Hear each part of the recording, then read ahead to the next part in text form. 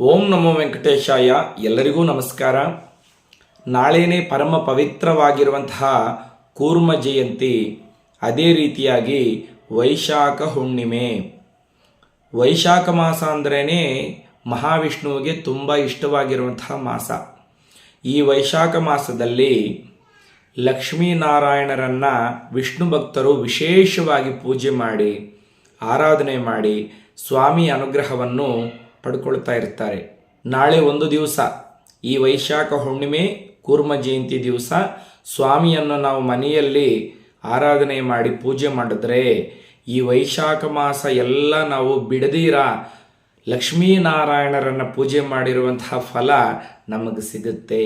ನಾಳೆ ಮಹಾಶಕ್ತಿವಂತವಾಗಿರುವಂತಹ ಕೂರ್ಮ ಜಯಂತಿ ವೈಶಾಖ ಹುಣ್ಣಿಮೆಯನ್ನು ಯಾವ ರೀತಿ ನಾವು ಆಚರಣೆ ಮಾಡಬೇಕು, ಯಾವ ಸ್ತೋತ್ರಗಳನ್ನು ನಾವು ಪಾರಾಯಣೆ ಮಾಡಬೇಕು, ಅದೇ ರೀತಿಯಾಗಿ ಯಾವ ದಾನಗಳನ್ನು ಮಾಡಿದರೆ ಯಾವ ಫಲ ಸಿಗುತ್ತೆ, ಅದೇ ರೀತಿಯಾಗಿ ಯಾವ ಕೆಲಸಗಳನ್ನು ಮಾಡಬಹುದು, ಯಾವ ಕೆಲಸಗಳನ್ನು ಮಾಡಬಾರದು ಎನ್ನುವಂಥ ಎಲ್ಲ ವಿಷಯಗಳನ್ನು ಈ ವಿಡಿಯೋನಲ್ಲಿ ನಾವು ಕ್ಲುಪ್ತವಾಗಿ ಸ್ಪಷ್ಟವಾಗಿ ತಿಳಿದುಕೊಳ್ಳೋಣ. ಅಖಿಲಾಂಡ ಕೋಟಿ ಬ್ರಹ್ಮಾಂಡ ನಾಯಕ ಆದಿ ಮಧ್ಯಾಂತರಹಿತ ಅಚ್ಯುತ ಅಣುರೇಣು ತೃಣಕಾಷ್ಟ ಪಿಪೀಲಿಕಾದಿ ಬ್ರಹ್ಮ ಪರ್ಯಂತರವೂ ವ್ಯಾಪಿಯಾಗಿರುವಂತಹ ಶ್ರೀಮನ್ನಾರಾಯಣನಿಗೆ ದಶಾವತಾರಗಳು ಇವೆ ಎಂದು ನಮಗೆ ಪುರಾಣದಲ್ಲಿ ಹೇಳಿದ್ದಾರೆ. ದಶಾವತಾರಗಳು ಅಂದರೆ 10 ಅವತಾರಗಳು. ಮತ್ಸ್ಯ, ಕೂರ್ಮ, ವರಾಹ, ವಾಮನ, ನೃಸಿಂಹ, ಪರಶುರಾಮ, ರಾಮ, ಕೃಷ್ಣ, ಬೌದ್ಧ, ಕಲ್ಕಿ, ಇವು 10 ದಶಾವತಾರಗಳು. ಈ ದಶಾವತಾರಗಳಲ್ಲಿ 2ನೇ ಅವತಾರವಾಗಿರುವಂತಹ ಕೂರ್ಮ ಅವತಾರವನ್ನು ಧರಿಸಿರುವಂತಹ ದಿವಸವೇ ನಾಳೆ. ಅದಕ್ಕೋಸ್ಕರವಾಗಿ ಕೂರ್ಮ ಜಯಂತಿ ಎನ್ನುವಂಥ ಹೆಸರು ಬಂದಿದೆ.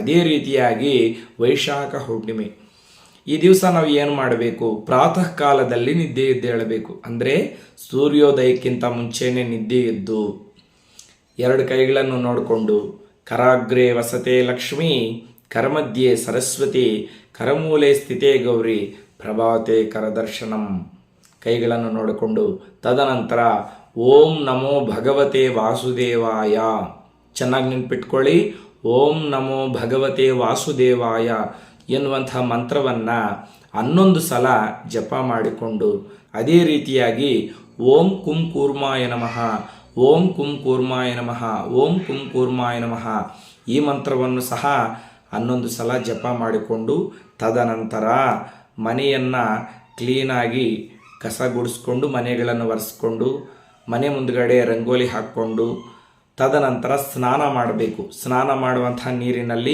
ಸ್ವಲ್ಪ ಗೋಮೂತ್ರ, ಒಂದು ತುಳಸಿ ದಳ, ಸಾಧ್ಯವಾದರೆ ಒಂದು ಬಿಳಿ ಹೂವನ್ನು ಹಾಕಿಕೊಂಡು ತಲೆ ಸ್ನಾನ ಮಾಡಿಕೊಂಡು ತದನಂತರ ಚೆನ್ನಾಗಿರುವಂತಹ ವಸ್ತ್ರಗಳನ್ನು, ಬಿಳಿ ವಸ್ತ್ರಗಳನ್ನು ಧರಿಸಿ ಹಣೆಯಲ್ಲಿ ಸಾಂಪ್ರದಾಯಬದ್ಧವಾಗಿ ಚುಕ್ಕಿಯನ್ನಿಟ್ಕೊಂಡು ಅಥವಾ ಊರ್ಧ್ವ ಪುಂಡ್ರಗಳನ್ನು ಧರಿಸಿ ಪೂಜಾ ಮಂದಿರದಲ್ಲಿ ಹೋಗಿ ಒಂದು ಚಾಪೆ ಮೇಲೆ ಅಥವಾ ಒಂದು ಮಣೆ ಮೇಲೆ ಕೂತ್ಕೊಂಡು ವಿಷ್ಣುಮೂರ್ತಿಯನ್ನು ಆರಾಧನೆ ಮಾಡಬೇಕು.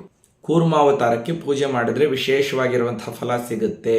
ನಿಮ್ಮ ಮನೆಯಲ್ಲಿ ಆಮೆ ಬೊಂಬೆ ಇದ್ದರೆ ಅದನ್ನಾದರೂ ನೀವು ಪೂಜೆ ಮಾಡಿಕೊಳ್ಳಬಹುದು.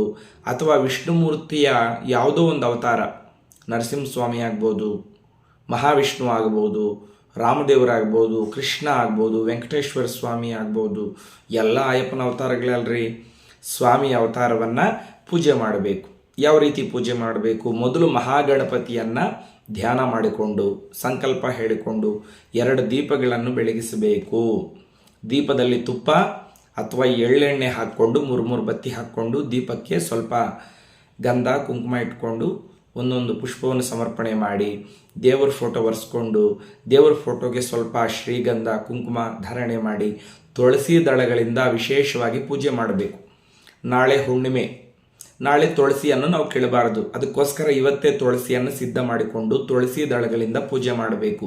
ಮುಖ್ಯವಾಗಿ ಈ ವೈಶಾಖ ಹುಣ್ಣಿಮೆ ದಿವಸ ಕೆಂಪು ಬಣ್ಣದ ಪುಷ್ಪಗಳಿಂದ ಲಕ್ಷ್ಮೀನಾರಾಯಣರನ್ನು ಅರ್ಚನೆ ಮಾಡಿದರೆ ಅನಾರೋಗ್ಯ ಸಮಸ್ಯೆಗಳು ಇರುವುದಿಲ್ಲ.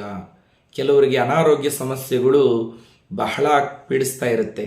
ಅಂಥವರು ಕೆಂಪು ಬಣ್ಣದ ಪುಷ್ಪಗಳಿಂದ, ಅಂದರೆ ಗುಲಾಬಿ, ಅದೇ ರೀತಿಯಾಗಿ ಕೆಂಪು ದಾಸವಾಳ, ಕೆಂಪು ಗನ್ನೇರು ಹೂವು, ಇಂತಹ ಪುಷ್ಪಗಳಿಂದ ಸ್ವಾಮಿಯನ್ನು ಅರ್ಚನೆ ಮಾಡಿದ್ರೆ ಅನಾರೋಗ್ಯ ಸಮಸ್ಯೆಗಳು ದೂರ ಆಗುತ್ತೆ. ಅದೇ ರೀತಿಯಾಗಿ ಬಿಳಿ ಬಣ್ಣದ ಹೂಗಳು ಅಂದರೆ ಮಲ್ಲಿಗೆ ಹೂವು, ನಂದಿವರ್ಧನ, ಬಿಳಿ ಗನ್ನೇರಿ ಹೂವು ಇಂಥ ಹೂಗಳಿಂದ ಸ್ವಾಮಿಯನ್ನು ಪೂಜೆ ಮಾಡಿದ್ರೆ ಅಷ್ಟೈಶ್ವರ್ಯಗಳು ಸಹ ಆ ಲಕ್ಷ್ಮೀನಾರಾಯಣರು ನಮಗೆ ನೀಡುತ್ತಾರೆ. ಮುಖ್ಯವಾಗಿ ನಾಳೆ ಸ್ವಾಮಿಗೆ ಯಾವ ನೈವೇದ್ಯವನ್ನು ಸಮರ್ಪಣೆ ಮಾಡಬೇಕಂದ್ರೆ ಕ್ಷೀರಾನ್ನ. ಕ್ಷೀರಾನ್ನ ಅಂದರೆ ಸ್ವಲ್ಪ ಹಾಲಿನಲ್ಲಿ ಗೋಧಿ ಅಥವಾ ಅಕ್ಕಿಯನ್ನು ಬೇಯಿಸ್ಕೊಂಡು ಅದರಲ್ಲಿ ಸ್ವಲ್ಪ ತುಪ್ಪ ಹಾಕಿ ದ್ರಾಕ್ಷಿ ಗೋಡಂಬಿ ಹಾಕಿ ಆ ಕ್ಷೀರಾನ್ನವನ್ನು ನಿವೇದನೆ ಮಾಡಬೇಕು. ಅದರ ಜೊತೆಗೆ ದಧ್ಯೋಜನ ಅಂದರೆ ಮೊಸರನ್ನು ನಿವೇದನೆ ಮಾಡಬಹುದು. ಮುಖ್ಯವಾಗಿ ಕ್ಷೀರ ದೀಪವನ್ನು ನಾಳೆ ಬೆಳಗಿಸಿದ್ರೆ ತುಂಬ ಒಳ್ಳೆಯದು. ಕ್ಷೀರ ದೀಪ ಅಂದರೆ ಒಂದು ಪ್ಲೇಟಿನಲ್ಲಿ ಹಾಲು ಹಾಕ್ಕೊಂಡು ಅದರ ಮೇಲೆ ಒಂದು ಬೆಳ್ಳಿ ದೀಪ ಅಥವಾ ಕಂಚಿನ ದೀಪ ಅಥವಾ ಮಣ್ಣಿನ ದೀಪ ಆ ಹಾಲಿನಲ್ಲಿಟ್ಟು ಅದರಲ್ಲಿ ಸ್ವಲ್ಪ ತುಪ್ಪ ಹಾಕಿ 3 ಬತ್ತಿಗಳನ್ನು ಹಾಕಿ ಆ ದೀಪಕ್ಕೆ ಸ್ವಲ್ಪ ಗಂಧ ಕುಂಕುಮ ಇಟ್ಟು ಒಂದು ಪುಷ್ಪವನ್ನು ಸಮರ್ಪಣೆ ಮಾಡಿ ಆ ದೀಪವನ್ನು ಬೆಳಗಿಸಿ ಸ್ವಾಮಿಗೆ ಹಾರತಿ ಮಾಡಿದರೆ ಸ್ವಾಮಿ ಪರಿಪೂರ್ಣವಾಗಿರುವಂಥ ಅನುಗ್ರಹ ಸಿಗುತ್ತೆ. ಯಾಕಂದರೆ ಕ್ಷೀರಸಾಗರ ಮದನ ಮಾಡ್ತಾರೆ ದೇವತೆಗಳು ರಾಕ್ಷಸರು ಅಮೃತಕ್ಕೋಸ್ಕರವಾಗಿ. ಆವಾಗ ಮಂದರ ಪರ್ವತವನ್ನು ತಗೊಂಡು ಬಂದು ಕ್ಷೀರಸಾಗರದಲ್ಲಿ ಹಾಕಿದಾಗ ಅದು ಮುಳುಗಿ ಹೋಗುತ್ತೆ. ಆವಾಗ ದೇವತೆಗಳೆಲ್ಲ ಆ ಮಹಾವಿಷ್ಣುವನ್ನು ಪ್ರಾರ್ಥನೆ ಮಾಡಿದಾಗ ಸ್ವಾಮಿ ಕೂರ್ಮಾವತಾರ ಅಂದರೆ ಆಮೆ ಅವತಾರವನ್ನು ಧರಿಸಿ ಈ ಮಂದ್ರಗಿರಿಯನ್ನು ಮೇಲಕ್ಕೆತ್ತುತ್ತಾನೆ. ಆಗ ವಾಸುಕಿ ಎನ್ನುವಂತಹ ಒಂದು ಸರ್ಪವನ್ನು ತಗೊಂಡು ಬಂದು ದೇವತೆಗಳು ರಾಕ್ಷಸರು ಆ ಪರ್ವತಕ್ಕೆ ಸುತ್ತಿ ಕ್ಷೀರಸಾಗರ ಮದನ ಮಾಡಿದಾಗ ಆ ಕ್ಷೀರಸಾಗರದಲ್ಲಿ ಲಕ್ಷ್ಮೀದೇವಿ, ಚಂದ್ರ, ಕಲ್ಪವೃಕ್ಷ, ಕಾಮಧೇನು, ಐರಾವತ, ಅಮೃತ ಇವೆಲ್ಲ ಬರುತ್ತೆ. ಸ್ವಾಮಿ ಕ್ಷೀರಸಾಗರದಲ್ಲಿ ಹೋಗಿ ಆ ಮಂದ್ರಗಿರಿಯನ್ನು ಎತ್ತುತ್ತಾನಲ್ವಾ, ಅದಕ್ಕೋಸ್ಕರ ನಾಳೆ ಕ್ಷೀರ ದೀಪವನ್ನು ಬೆಳಗಿಸಿದರೆ ಸ್ವಾಮಿಯ ಅನುಗ್ರಹ ಪರಿಪೂರ್ಣವಾಗಿ ಸಿಗುತ್ತೆ. ಕೆಲವರು ತುಳಸಿ ಗಿಡದ ಹತ್ರ ಸಹ ಕ್ಷೀರ ದೀಪವನ್ನು ಬೆಳಗಿಸ್ತಾರೆ. ಆ ರೀತಿಯಾದರೂ ಮಾಡಿಕೊಳ್ಬಹುದು. ಈ ಕ್ಷೀರ ದೀಪ ಬೆಳಿಗ್ಗೆ ಪೂಜೆ ಮಾಡಿದ ನಂತರ ಆದರೂ ಬೆಳಗಿಸ್ಬೋದು ಅಥವಾ ಸಾಯಂಕಾಲ ಆದರೂ ಬೆಳಗಿಸಬಹುದು. ಮುಖ್ಯವಾಗಿ ನಾಳೆ ಕೆಲವು ತಪ್ಪುಗಳನ್ನು ಮಾಡಬಾರದು ಅಂತ ಹೇಳಿದ್ದಾರೆ. ಮದ್ಯ ಮಾಂಸಗಳನ್ನು ಸ್ವೀಕಾರ ಮಾಡಬಾರದು. ಮದ್ಯಪಾನ ಮಾಡುವವರು ನಾಳೆ ಯಾವುದೇ ಕಾರಣಕ್ಕೂ ಮದ್ಯಪಾನವನ್ನು ಧೂಮಪಾನವನ್ನು ಮಾಡಬಾರದು. ಮುಖ್ಯವಾಗಿ ಮಾಂಸಾಹಾರವನ್ನು ಭುಜಿಸಬಾರದು. ನಾಳೆ ಮಾಂಸಾಹಾರ ಭುಜಿಸಿದರೆ ಕೂರ್ಮ ಜಯಂತಿ, ವೈಶಾಖ ಹುಣ್ಣಿಮೆ ನೀವು ಮಾಡಿರುವಂಥ ಎಲ್ಲ ಪುಣ್ಯಫಲ ಸಹ ನಶಿಸಿ ಹೋಗುತ್ತೆ. ಅದೇ ರೀತಿಯಾಗಿ ನಾಳೆ ಕ್ಷೌರ ಮಾಡಿಕೊಳ್ಳಬಾರದು. ಅಂದರೆ ಶೇವಿಂಗ್ ಮಾಡ್ಕೊಳೋದು, ಉಗುರುಗಳನ್ನು ಕತ್ತರಿಸೋದು ಯಾವುದೇ ಕಾರಣಕ್ಕೂ ಮಾಡಬಾರದು. ಮುಖ್ಯವಾಗಿ ಬ್ರಹ್ಮಚರ್ಯವನ್ನು ಪಾಟಿಸಬೇಕು. ಅಂದರೆ ದಾಂಪತ್ಯ ಜೀವನವನ್ನು ನಡೆಸಬಾರದು. ಸತಿಪತಿ ಸಂಗಮ ಪೂರ್ತಿಯಾಗಿ ನಿಷೇಧಿಸಲಾಗಿದೆ. ನಾಳೆ ಸ್ವಾಮಿಯನ್ನು ಪೂಜೆ ಮಾಡಿದವರು ಭೂಷಯನ ಮಾಡಬೇಕು. ಅಂದರೆ ನೆಲದ ಮೇಲೆ ಒಂದು ಚಾಪೆ ಹಾಕ್ಕೊಂಡು ಮಲ್ಕೋಬೇಕು ಅಥವಾ ಮಂಚದ ಮೇಲೆ ಮಲ್ಕೊಂಡ್ರೂ ಪರವಾಗಿಲ್ಲ. ದಾಂಪತ್ಯ ಜೀವನವನ್ನು ನಡೆಸಬಾರದು. ಮುಖ್ಯವಾಗಿ ಉಪವಾಸ ಮಾಡೋರು ಮಾಡಬಹುದು. ಇಲ್ಲಾಂದರೆ ಮಾಮೂಲಿಯಾಗಿ ಸಾತ್ವಿಕ ಆಹಾರ, ಫ್ರೂಟ್ಸು ಇಂಥವು ತಿನ್ನಬಹುದು. ಸ್ವಾಮಿ ಅನುಗ್ರಹವನ್ನು ಪಡೆಯಬಹುದು. ನಾಳೆ ಯಾವ್ಯಾವ ಸ್ತೋತ್ರಗಳನ್ನು ಹೇಳಿಕೊಳ್ಳಬೇಕಾದ್ರೆ ವಿಷ್ಣು ಸಹಸ್ರನಾಮಗಳನ್ನು ಹೇಳಿಕೊಳ್ಳುವುದು ಅತಿ ಉತ್ತಮ. ವಿಷ್ಣು ಸಹಸ್ರನಾಮಗಳನ್ನು ನಾಳೆ ಯಾರಾದರೆ ಪಾರಾಯಣೆ ಮಾಡ್ತಾರೋ ಅವರಿಗೆ ಲಕ್ಷ್ಮೀನಾರಾಯಣರ ಪರಿಪೂರ್ಣ ಅನುಗ್ರಹ ಸಿಗುತ್ತೆ.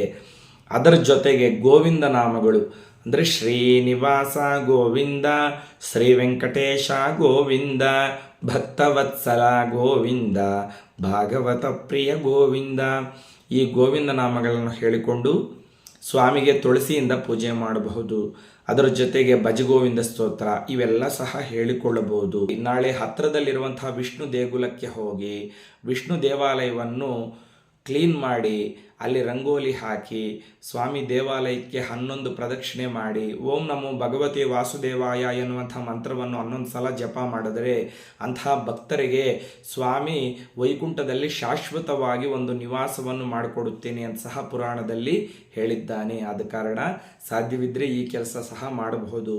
ಮುಖ್ಯವಾಗಿ ನಾಳೆ ಯಾವ ದಾನಗಳನ್ನು ಮಾಡಬೇಕಂದ್ರೆ ಛತ್ರ ಚಾಮರ ಪಾದರಕ್ಷೆಗಳು ಅಂದರೆ ಚಪ್ಪಲಿಗಳನ್ನು ದಾನ ಮಾಡಬೇಕು, ಛತ್ರಿಯನ್ನು ದಾನ ಮಾಡಬೇಕು.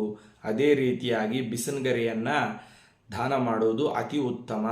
ಈ 3 ಯಾರಾದರೆ ದಾನ ಮಾಡ್ತಾರೋ ಅವರ ಪಿತೃದೇವತೆಗಳು ನರಕದಲ್ಲಿದ್ದರೂ ಸಹ ಅವರಿಗೆ ವೈಕುಂಠ ಪ್ರಾಪ್ತಿ ಆಗುತ್ತೆ ಅಂತ ಸಹ ಋಷಿಗಳು ಪುರಾಣದಲ್ಲಿ ಹೇಳಿದ್ದಾರೆ. ಮುಖ್ಯವಾಗಿ ನಾಳೆ ಒಬ್ಬರಿಗಾದರೂ ಊಟ ಇಡಬೇಕು. ನಾಳೆ ಒಬ್ಬರಿಗೆ ಅನ್ನದಾನ ಮಾಡಿದ್ರೂ ಆಯುತ ಫಲ ಅಂದರೆ 10,000 ಜನಕ್ಕೆ ಅನ್ನದಾನ ಮಾಡಿದಷ್ಟು ಫಲ ಸಿಗುತ್ತೆ ಅಂತ ಸಹ ಪುರಾಣದಲ್ಲಿ ಹೇಳಿದ್ದಾರೆ. ನಾಳೆ ಅನ್ನದಾನ ಮಾಡೋಕ್ಕಾಗಲಿಲ್ಲ ಅಂದರೆ ಸ್ವಯಂ ಪಾಕ ಅಂದರೆ ಬ್ರಾಹ್ಮಣರಿಗೆ ಅಥವಾ ಹರಿದಾಸರಿಗೆ, ಯಾರಾದರೂ ಬಡವರಿಗೆ ಸ್ವಯಂ ಪಾಕವನ್ನು ದಾನ ಮಾಡಿದ್ರೂ ಸಹ ವಿಷ್ಣುಮೂರ್ತಿ ಅನುಗ್ರಹ ಸಿಗುತ್ತೆ. ನೋಡಿದ್ರಲ್ಲ ವೀಕ್ಷಕರೇ, ಈ ರೀತಿ ನಾಳೆ ಕೂರ್ಮ ಜಯಂತಿ ದಿವಸ ವಿಷ್ಣುಮೂರ್ತಿಯನ್ನು ವಿಶೇಷವಾಗಿ ಆರಾಧನೆ ಮಾಡಿ ಸ್ವಾಮಿ ಅನುಗ್ರಹವನ್ನು ನಾವೆಲ್ಲರೂ ಪಡೆಯೋಣ. ಈ ವಿಡಿಯೋ ನಿಮ್ಗೆ ಇಷ್ಟವಾಗಿದ್ದರೆ ಖಂಡಿತವಾಗಲೂ ಒಂದು ಲೈಕ್ ಮಾಡಿ. ಇಂತಹ ಹಲವಾರು ವಿಷಯಗಳನ್ನು ತಿಳಿದುಕೊಳ್ಳೋದಕ್ಕೆ ನಮ್ಮ ಶ್ರೀನಿವಾಸ ಭಕ್ತಿ ಚಾನಲ್ಗೆ ಸಬ್ಸ್ಕ್ರೈಬ್ ಆಗಿ. ಲೋಕಾ ಸಮಸ್ತಾ ಸುಖಿನೋ ಭವಂತು. ಸ್ವಸ್ತಿ.